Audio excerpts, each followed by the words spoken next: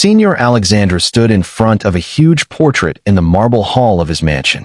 In the light of the evening lamps, the oil paint seemed to come to life. The delicate features of the woman on the canvas, her soft smile, clear eyes, full of light and warmth. It was his mother, Isabella Rici, the woman he loved more than anything in the world and lost when he was 10 years old. 20 years have passed since then. The world around us has changed.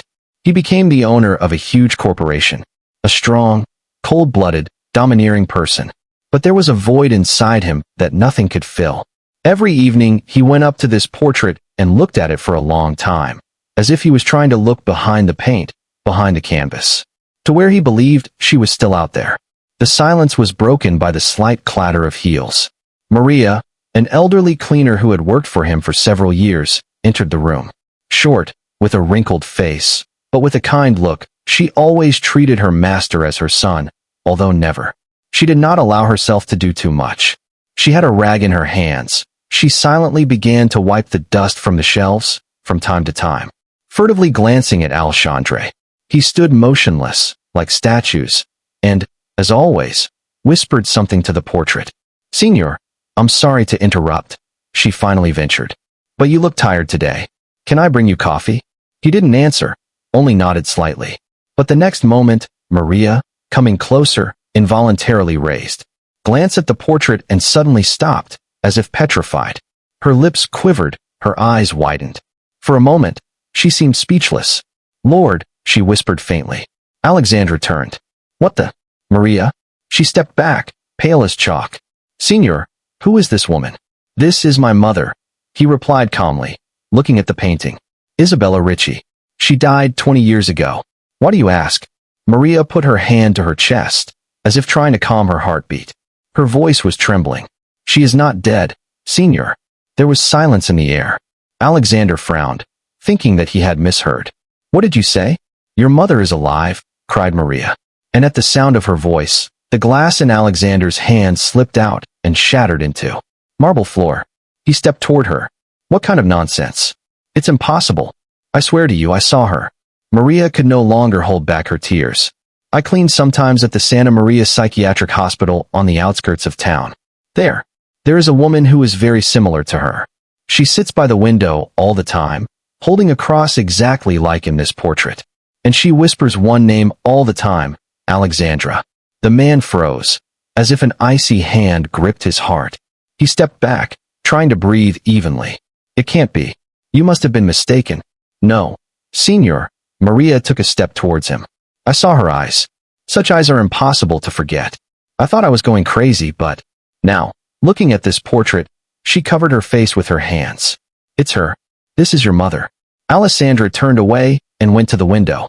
His fingers trembled, his thoughts darting like a bird in a cage. Memories flooded back with renewed vigor. Night of fire, screams, smoke. The father who took him away from home, and the phrase, "Your mother died, son." Since then, these words have been like a sentence. Now everything was falling apart. A storm, hope, fear, anger, pain rose inside. He turned back to Maria. "If you lie," he said quietly, but with such force that the woman shuddered. "I'm not lying," she replied, looking straight into his eyes. "I'm ready to show it to you myself." Alessandra was silent for a long time, then he approached the portrait and looked into the eyes of the one whom he thought was dead. "If it's true," he whispered, "I must see it." There was determination in his voice. That evening, the mansion was plunged into dead silence. Only the portrait of the woman on the wall seemed to come to life, and the soft light of the lamp fell on her face was as if fate itself was smiling through the paint, knowing that tomorrow their paths would cross again. The morning was gray and cold. Fog hung over Naples, and the rare rays of the sun broke through the thick haze, as if afraid to touch the ground. Alessandra was standing at the gate of the old Santa Maria Psychiatric Hospital. The majestic but gloomy gray stone building was alarming. Windows with bars, peeling plaster, the smell of dampness and bleach. All this seemed not just a hospital, but a prison for souls. His hands were trembling, though he was trying to look collected. A storm raged inside. Fear, hope, and pain that he hadn't felt since childhood. He stepped inside. At the entrance, he was met by a young nurse. Her gaze was wary, as if people like him here do not like the rich, the self-confident, who came with claims. "I'm looking for a woman," he said firmly, trying to speak calmly. "Her name is Isabella Rici." The nurse blinked. "Excuse me, Signor, but we have many patients. You need to contact the director." A few minutes later, he was sitting in the office of the head doctors. An elderly man with glasses carefully studied the papers on the table, avoiding the visitor's gaze. "Isabella Rici," he repeated quietly. "This name is familiar to me, but you must understand, Signor, not all patients remember who they are. For many years, some have been living here for decades." "I only need one," Alessandra replied sharply. "If she's alive, I have to see her." The doctor sighed, looked at him over his glasses for a long time, as if assessing whether to reveal the truth. Then I pressed the button on. "Table. Nurse Julia, bring patient number 47. The minutes of waiting dragged on painfully. Alexandra stood at the window, looking out over the courtyard where several sick people were walking. Someone wandered alone, someone whispered to himself, someone just looked at the sky. And suddenly his gaze stopped. In the distance, under an old tree, a woman was sitting on a bench. Her gray hair was neatly tied up. She wore a knitted shawl on her shoulders, and she held a gold cross in her hands. "Alexandra." Measurement. His heart pounded in his chest, his breath caught in his throat. He recognized this cross instantly. His mother always wore it. He did not wait for the nurse to come up, and almost ran into the yard. The ground beneath Gulk's feet echoed with footsteps. The woman raised her head as she heard the approach, and their eyes met. Her eyes reflected a light, quiet, gentle, as if from another world. "Mother," he whispered, his voice trembling. She blinked, as if she didn't believe it. Then her lips twitched, and Alessandra burst out of her heart. He stopped right in front of her. Her eyes, though tired, were still as deep and warm as the sea in the sunny day. He carefully knelt down and touched her arm. She was cold but alive. He ran his fingers. "On the cross is his childhood memory." "Is that you?" she whispered, trembling. "I prayed that God would let me see you. They said that you died, that everything burned down." Tears rolled down her cheeks. Alexandra couldn't hold back any longer. He hugged her, holding her close to him. Feeling a quiet, desperate sobbing sound burst out of his chest. "No, Mom, it's you who died. That's what I was told." "Father," he said. She shook her head, clinging to his chest. "Your father, he wanted me to disappear. He came that night. I tried to save you." But his voice broke, her eyes filled with horror. "Then there was fire.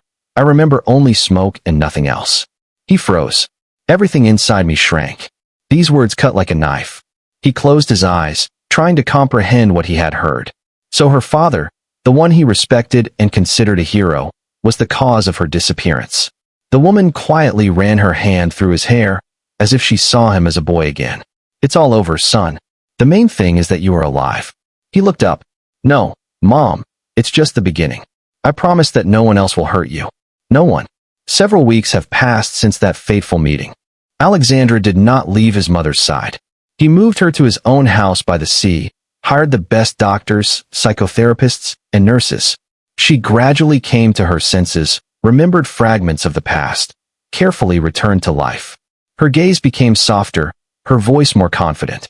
Sometimes, when the sun went down, they sat on the terrace, silently looking at the sea, and time seemed to stand still. In her presence, he felt peace for the first time in years, but with peace came pain. Alexandra began to investigate everything that happened 20 years ago. Old documents, witness testimonies, police reports, all pointed to one thing. The fire was not an accident. His father, an influential businessman George Rici, wanted to get rid of his wife. He suspected her of treason, or maybe he was just afraid of her influence and kindness. After the fire, he stated that Isabella's body was burned to ashes and the case was quickly closed. Money could buy the silence of anyone. When the truth was revealed, Alexandra felt as if the ground had slipped from under his feet. Childhood memories, images of family, trust, everything collapsed. His father had died many years ago, and there was no one to take revenge on. But inside burned the flame not of anger, but of determination. He had to return to his mother the name, dignity, and life that had been taken from her. One quiet night, he went into the room where Isabella slept. The moonlight fell softly on her face. She looked calm, like an angel. On the bedside table lay the same cross, now polished, shining. He took it in his hands, squeezed it in his hands. Tears came to my eyes. This cross became a symbol of all that he had lost, and all that he had now regained. When his mother woke up, he was sitting, side by side. She smiled at him for the first time, truly, in a motherly way. "Are you awake, son?" she asked quietly. "No," he replied. "Just thinking how long it took for us to found each other." She reached out and touched his arm. "The main thing is that we found it. God sees everything about Alexander. He never abandons those who keep love in their hearts." He lowered his head, feeling warmth in his chest. "I won't let anyone separate us anymore, Mom. Everything that happened will remain in the past. Now we have a future."